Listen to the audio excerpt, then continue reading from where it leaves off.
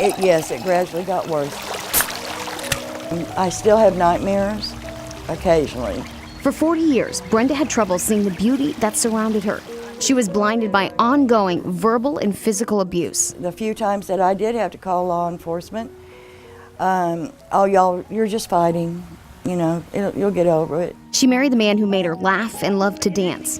During the first few years, life was a honeymoon. And I so wanted to have a happy family. That's all that mattered to me. I wanted everybody to be happy. And I thought I could change him.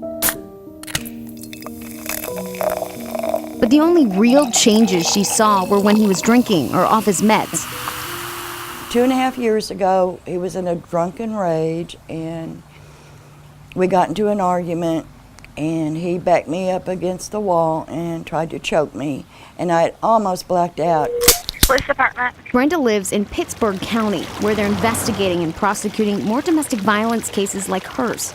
That's a very difficult life or death choice that a lot of women have to make. District Attorney Chuck Sullivan says many involve drugs or alcohol and strangulation. What is it you're trying to do when you grab someone by the throat? And I have a hard time with the argument, well, I really meant no harm. Give me a break. The number of domestic violence cases in Pittsburgh County has increased more than 100% since 2007.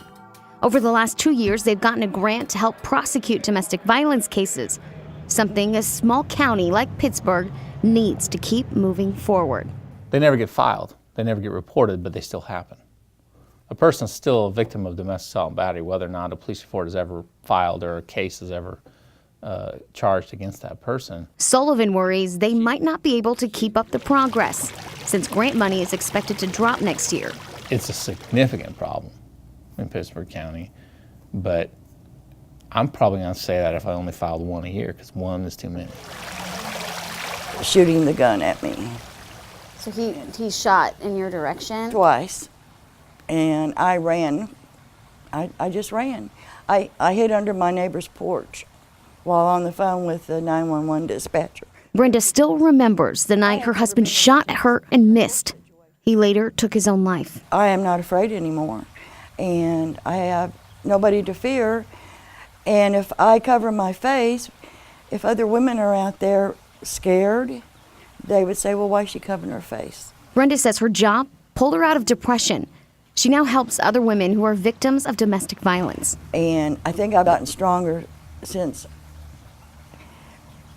I've been free.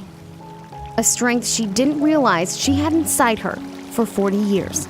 Don't stay in it because you don't have to. Maureen Wirtz, Tulsa's Channel 8.